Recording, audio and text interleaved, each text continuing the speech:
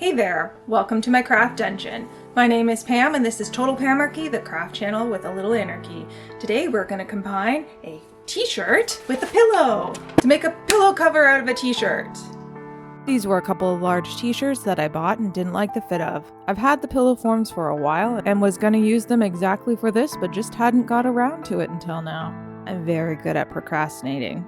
My advice for this is just to not have a shirt that is too small compared to the pillow form you have. You can check the measurements by draping this shirt over the pillow. Then you'll have a rough idea whether you'll have enough material from the t-shirt or if you'll need to get creative with extra material. Sewing is not my strong suit, so this is by no means a sewing tutorial. I call my sewing style Pamarchic sewing, whereby I sort of wing it. So I would recommend watching some sewing tutorials so you know the basics, like I did.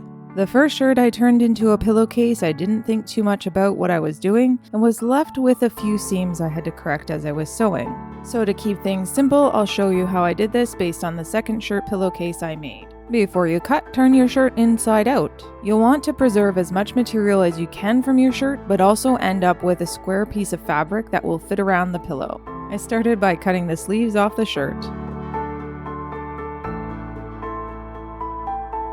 Then I cut a straight line across the top of the shirt, being careful to not cut into the print on the front of the shirt and leaving enough material around the print so that it will be positioned sort of in the center of the pillowcase once it's finished. Basically, you want to leave enough material for your seams so that the design won't be too close to the seam once the pillowcase is constructed. Use your pillow as a reference as you go along to make sure you have enough material. You could also measure the size. I didn't because I like to live dangerously. Pin and sew up the top of the pillowcase. I sewed up the top prior to cutting the sides.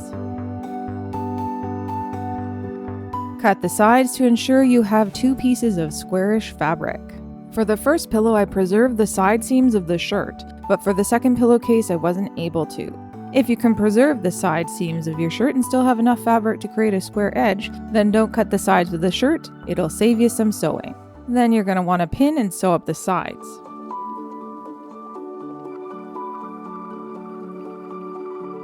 At this point, you can shove your pillow into the case to see how it's fitting, and to see if you need to make any adjustments. Trim the bottom of the shirt to the size of your pillow, leave enough fabric for a seam. With your pillowcase still inside out, sew in around 2 inches from either side of your shirt. I used Velcro to keep the pillowcase closed. I cut a couple pieces of Velcro for each shirt pillowcase. The first case I made, I was able to utilize the bottom of the seam of the shirt and just sewed the Velcro onto that area.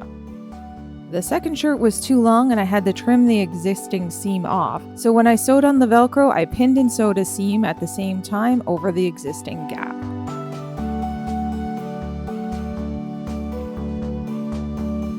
Now all you have to do is pop your recycled shirt pillowcases onto your pillow forms and toss them onto your couch for some funky, geeky decor. Thanks so much for watching. My name is Pam and this is Total Pamarchy, the craft channel with a little anarchy. Don't forget to subscribe and watch this video next. I picked it just for you. Until next time, stay nerdy, my friends.